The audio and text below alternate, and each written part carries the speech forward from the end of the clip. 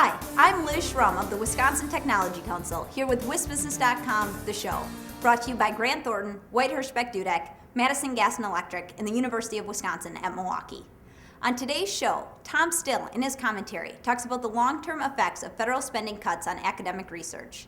And Tom Primiano, co-founder and chief executive officer of Nano Oncology, Inc., talks about his company's development of cancer-fighting drugs. I'll be right back with the WisBusiness.com stock report for early August 2011. When someone you count on anticipates your needs, your job becomes a whole lot easier. Grant Thornton clients get advice and recommendations from partners in the U.S. and through member firms worldwide. Grant Thornton. And now, here's the WisBusiness.com stock report for early August 2011. Rising unemployment benefits. Wisconsin's long-term unemployed residents received good news when the state legislature approved a 13-week extension of federal jobless benefits, some 3.5 months after a previous extension ran out.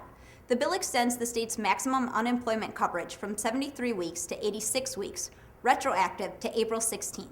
It comes as welcome relief to as many as 40,000 people who continue to struggle finding a job. The bill is headed to Governor Scott Walker's desk, where he is expected to sign it into law. And falling, Milwaukee's sick leave law. A Milwaukee County judge has ruled that Milwaukee's controversial ordinance requiring paid sick days for employees is, in his words, over. That comes after the Republican-led legislature passed a bill banning such local laws.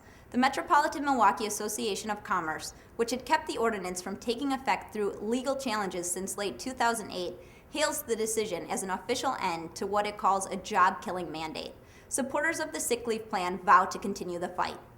That's the WisBusiness.com stock report. Go to WisBusiness.com for more on these and other stories. And now, here's Tom Still with his Inside Wisconsin commentary.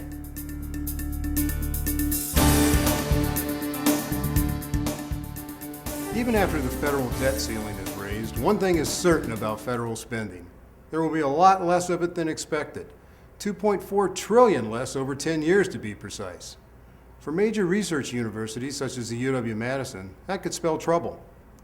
Year after year, the UW-Madison is among the nation's leaders in attracting sponsored research, meaning research funded by federal agencies, private foundations, industry, and in small amounts, state government. In fact, the UW-Madison has ranked among the nation's top 5 academic R&D powerhouses for more than 20 years running. It raised more than $1 billion in sponsored research from all sources in 2009. Because the UW-Madison has excelled at attracting merit-based grants from federal agencies, it may become more vulnerable if federal research funding takes a hit. Perhaps the best research institutions will always do well, but it may also be a good time to hedge some bets. A recent report by the State Science and Technology Institute demonstrates why Wisconsin's major research institutions, which also include the Medical College of Wisconsin and the UW-Milwaukee, should encourage more industry-sponsored research.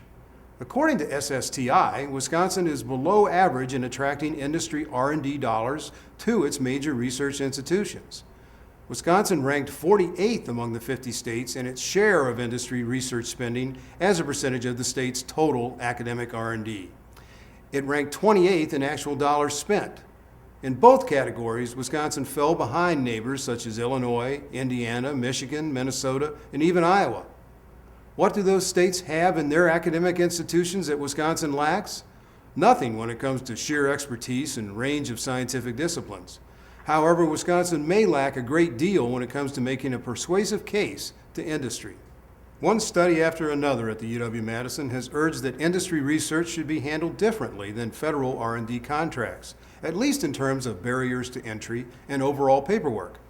But a one-size-fits-all approach has persisted, discouraging businesses that need speed and certainty.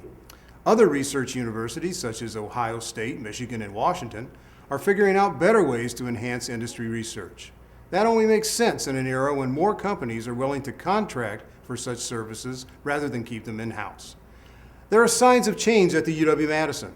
An effort is underway to create an Office of Industrial Contracting, and the Private Mortgage Institute for Research opened earlier this year. Both are welcome steps. Wisconsin's major research institutions already conduct top-flight research, especially for federal agencies and private foundations that know and trust their work.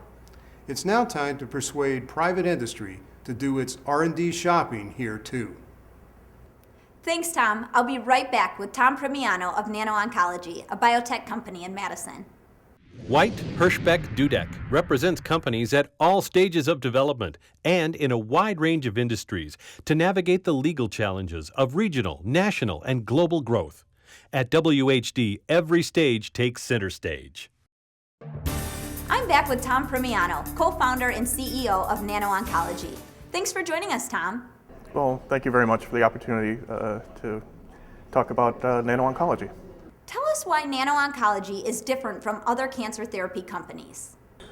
Well, we have a new drug which is based on Nobel Prize winning technology, which we can specifically target certain factors that drive the growth of tumors, which is very different from the current cancer therapeutic agents which are on the market, which not only kill tumor cells but also healthy cells, which leads to the harsh side effects which you see for people undergoing cancer chemotherapy. And why did you move from Chicago to Wisconsin? I liked the biotech climate in Madison. It was much more vigorous than it was in Chicago. And there's a tremendous support network here, such as the Wisconsin Tech Council and BioForward, which can help foster the early stage companies to become successful. Now, you were part of the Governor's Business Plan contest. Why is it important to write a good business plan? Well, I think writing a business plan is very important because it gets all of your thoughts down on paper and you can organize how the business should progress. And also, if you want to share that information with entrepreneurs or other professionals, you have a document which you can easily share and get feedback for if some people who have much more experience may point out certain mistakes that they've made in the past, so then you can perhaps avoid those in the future.